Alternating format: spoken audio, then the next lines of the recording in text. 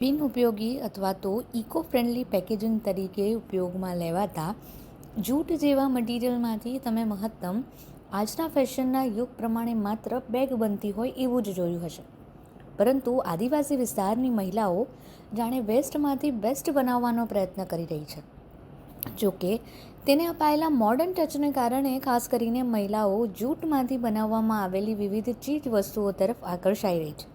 ફેશનની દુનિયામાં unique concept લોકોમાં આકર્ષણનું કેન્દ્ર બની જતા હોય છે અને આજકાલ જે પ્રમાણે ટ્રેન્ડ ચાલી રહ્યા છે તે પ્રમાણે ઓલ્ડ ઇઝ ગોલ્ડ જેવી પરિસ્થિતિ જોવા મળી રહી છે.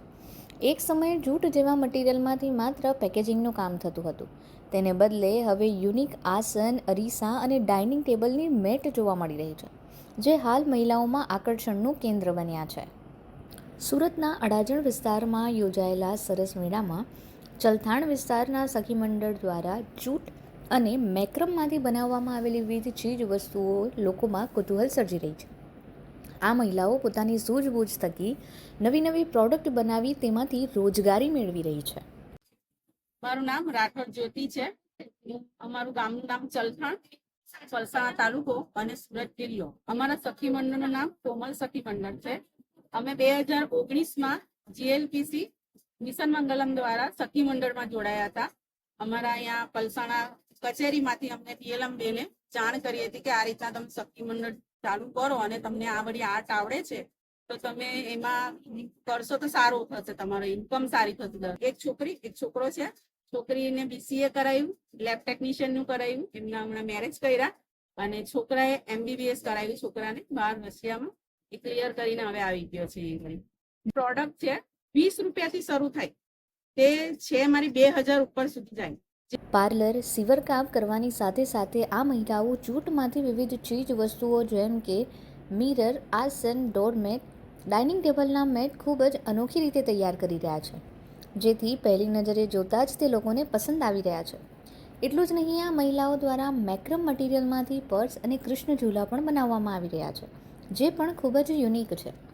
આ સાથે જ તેઓની લીપણ આર્ટની પ્રોડક્ટ પણ તેઓ બનાવી રહ્યા છે. મારી ઘરની પરિસ્થિતિ થોડી નોર્મલ જ હતી, કેમ કે હસબન્ડ જોબ પર જતા હતા અને હું ઘરકામ જ કરતી હતી. મતલબ સીવણ શીખેલી હતી પણ બચ્ચા નાના હતા એટલે કઈ કરી નહીં શકતી હતી.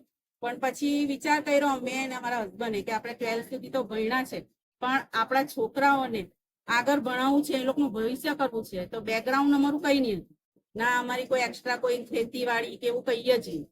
એટલે એમને એવું કીધું મેં કે આપણે જીમ શરૂ કર્યું, હેલ્થ ક્લબ. એમને એનું નોલેજ હતું તો બેંકમાંથી લોન લીધી અને ત્યાર પછી અમે અમારા ઘરની ઉપર હેલ્થ ક્લબ ચાલુ કર્યું. અને મેં પાછું મારું વધારેનું નોલેજ વધારવા મેં પાર્લર શીખી. પાર્લર, સીવણ ક્લાસ ચલાવું છું, પાર્લરના ક્લાસ ચલાવું છું, કપડાં એવું સીવું છું. ત્યાર પછી સખી મંડળમાં જોડાયા અમે અને સખી મંડળમાંથી અમારી જર્ની વધારે આગળ બેસ્ટ ચાલુ થઈ. જે વસ્તુ અમે બનાવીએ છીએ, જે રીતના કે સુતડીની જૂટ પ્રોડક્ટ, મિરર બનાવીએ, ડોરમેટ બનાવીએ, આસન બનાવીએ, પછી એના સ્ટેબલના મેટ બનાવીએ, ટી કોસ્ટર બનાવીએ. પછી મેક્રમની વસ્તુ છે, તેમાં મેક્રમમાં પર્સ છે, કૃષ્ણ ઝૂલા છે, એવી રીતના એની પ્રોડક્ટો છે. પછી લીપણ આર્ટ છે, લીપણ આર્ટની અંદર પ્રોડક્ટો બનાવું છું મેં એ રીતનું. અહીં ₹100થી શરૂ કરીને 2000 સુધીની પ્રોડક્ટ છે, જેમાં કસ્ટમરને રિક્વાયરમેન્ટ પ્રમાણે તેઓ કસ્ટમાઇઝ કરી આપે છે અને તે મુજબ અલગ અલગ કિંમત હોય છે.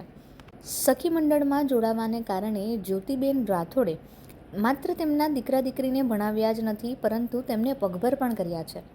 તેમની દીકરીનું હાલ માઇક્રોબાયોલોજી કમ્પ્લીટ થયું છે અને તેમનો દીકરો રશિયાથી હાલ એમબીબીએસ કરીને પરત ફર્યો છે. અને આ જૂથનું વર્ષોથી ચાલે છે અને વર્ષોથી સારું છે. જૂથમાં હું ખરીદવા માટે આવી છું. સરસ છે, ઘણું સારું છે. આ પણ ઘણું સારું છે, બી સારું છે. કહી શકાય.